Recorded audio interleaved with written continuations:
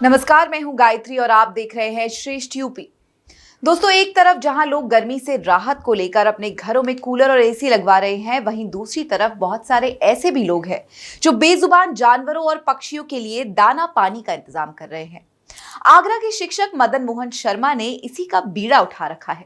मदन मोहन हर रोज 2 से 3 घंटे बेजुबान जानवरों को दाना पानी का इंतजाम करने में लगा देते हैं। मदन मोहन ने इसके लिए एक संस्था भी बना रखी है। आखिरकार मदन मोहन को ये प्रेरणा कहां से मिली और इस काम में उनको कितना सुकून मिलता है, ये जाना हमारे सहयोगी नितिन उपाध्याय ने। आइए सुनाते हैं आपको। पूरे भारत में भीषण गर्मी पड़ रही है, आसमान से शोले बरस रहे हैं, जमीन आग उगल रही है और ऐसे में इंसान तो इंसान क्या बेजुबान भी परेशान नजर आ रहे हैं। एक तरफ वो खाने पीने के लिए परेशान है, वहीं दूसरी तरफ वो पानी की एक बूंद के लिए परेशान है। लेकिन इस दर्द को कुछ लोग समझते हैं और असली मायने में वो मानवता का काम कर रहे हैं। उनमें से आगरा के रहने वाले मदन मोहन शर्मा हैं। पेशे से वो शिक्षक हैं और उनका रोज का ये काम है कि कुछ घंटे वो बेजुबानों के लिए निकालते हैं। कभी उनके लिए मिट्टी के बर्तनों में पानी का इंतज़ाम करते हैं, कभी जो अनाज का इंतज़ाम करते हैं, केलों का इंतज़ाम करते हैं। देखिए हमारे साथ है, उन्होंने जिस तरह से भी अनाज यहाँ रखा हुआ है और किस तरह से बंदरों की जो भीड़ है वो टूट पड़ी हुई है, क्योंकि इतनी ज़्यादा इस समय धरती पर कहा जाए गर्मी पड़ रही है। बेजुबान अपने दर्द को बयां भी नहीं कर सकते। हमारे साथ हैं मदन मोहन जी, उनसे बात करते हैं। आप ये बताइए, ये जो प्रेरणा है आई कैसे? अब मैं रोज़ देखता हूँ कि रोज़ाना आपका घर से निकलना, कभी केले बांटना, कभी पानी के लिए मिट्टी के बर्तन रखना, प्याऊ आप जगह जगह शहर में लगा रहे हैं, जानवरों के लिए, बेजुबानों के लिए, पशु पक्षियों के लिए। मानव सेवा का धर्म है, मानव का जीवन आपको दिया है, तो बेजुबानों की सेवा का संकल्प हम लोगों का होना चाहिए। उसी के तहत 2002 में या 3 में मैं जब स्टूडेंट था, जब हरि पर्वत चौराहे पे भीषण गर्मी पड़ रही थी, तो एक चिड़िया आसमान से आई और तड़पड़ाती हुई मेरे सामने गिर गई। फिर मैंने पानी पिलाने का उसे प्रयास किया, लेकिन वो बची नहीं। उसी दिन से संकल्प लिया, मैंने 2 बर्तन मिट्टी के लेके आया। फिर मैंने वहाँ हरि पर्वत चौराहे पे क्यूबी वाली बिल्डिंग है उसमें लगाया। उसके बाद निरंतर इस प्रयास को करता रहा। आज आगरा में कम से कम 5000 बर्तन लगाने का संकल्प मेरे द्वारा किया गया, श्री बांके बिहारी एजुकेशनल सोसाइटी। और अब तो कहा जाए कि मैं अकेला चला और कारवां जुड़ता गया। आज बड़ी संख्या में लोग आपके साथ, शहर के ऐसे लोग जो थोड़े भी सेंसिटिव हैं, वो लोग जुड़े हुए। जागरूकता करना हमारा कर्तव्य है। जागरूकता के माध्यम से मैंने एक पहल करी, उसका जागरूकता लोगों में आई है। और अब मेरा सपना जो है कि हर घर पर एक छत पर जे मिट्टी का सकोरा हो और हर घर के बाहर मिट्टी का सकोरा हो। देखिए मैं आपको एक तस्वीर और बहुत खूबसूरत दिखाना चाहता हूँ। देखिए एक बंदर है जो इस समय केले खा रहा है और किस तरह से, तो ये सारी चीज़ें, इसके साथ ही एक जो सीमेंट की जो नाद कहा जाता है उसमें पानी भर के रखना, ताकि जानवर इसको कहीं ना कहीं यहाँ पानी पी सके। तो देखिए किस तरह से ये जो तमाम जो समय जो जानवर हैं वो लगातार यहाँ अनाज खा रहे हैं। ये अनाज इन्होंने यहाँ फेंका हुआ है।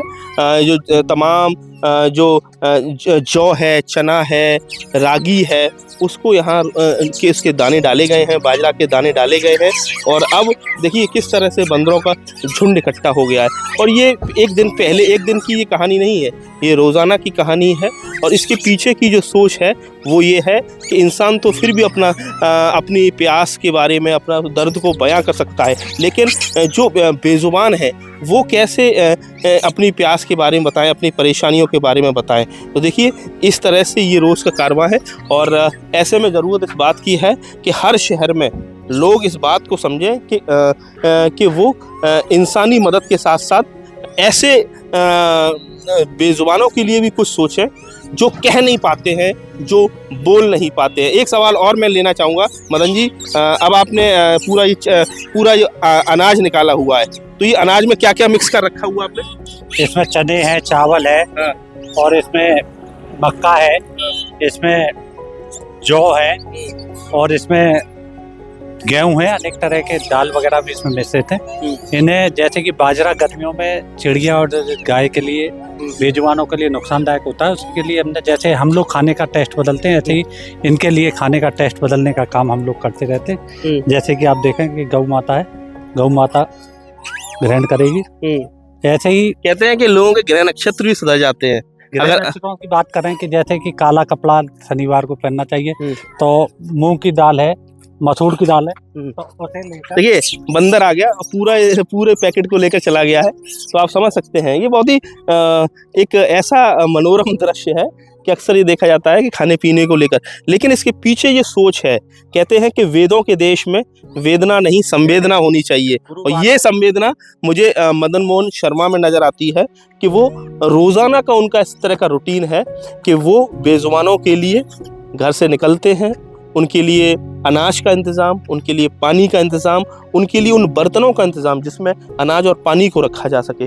और इसके लिए शहर में उन्होंने एक बड़ी संस्था भी खड़ी कर रखी हुई है जिसमें बड़ी संख्या में लोग जुड़े हुए हैं। तो कुल मिला के ये एक सेंसिटिव इंसान की कहानी है जो लोगों को कहीं ना कहीं प्रेरित करती है कि इंसान को इंसान के काम आना चाहिए और इंसान के साथ साथ बेजुबानों के लिए भी काम आना चाहिए।